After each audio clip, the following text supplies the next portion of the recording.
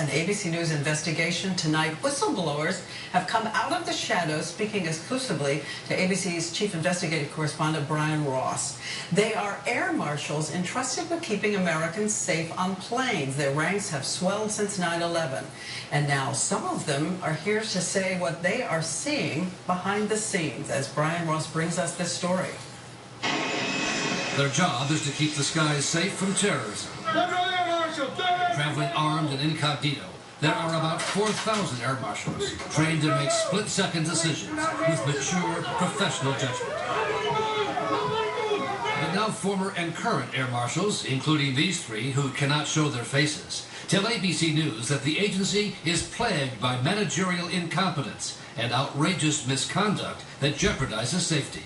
I expect my federal law enforcement officers to set the bar, not to act like a bunch of school kid punks running around in a college fraternity. Over the last 5 years, air marshals have been documenting the bad behavior of their bosses. This photo shows a supervisor caught sound asleep on a flight, armed with a loaded gun.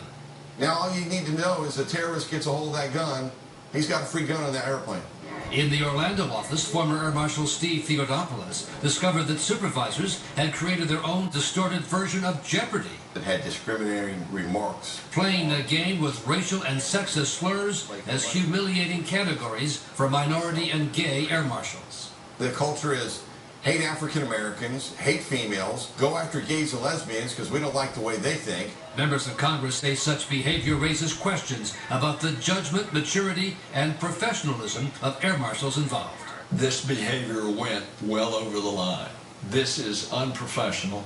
This is unacceptable. Florida Senator Bill Nelson asked for a full Inspector General's investigation of the air marshals 2 years ago. According to an advance copy of the report due out this week, obtained by ABC News, the Inspector General found a great deal of tension and mistrust that created distraction at all levels at a time when mission tempo is high.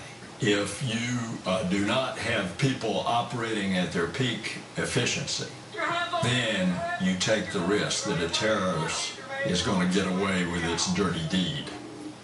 The official who oversees the air marshals, John Pistola, told ABC News today that security was absolutely not compromised by the bad behavior of some of the agency's air marshals, and that he had already addressed most of the issues.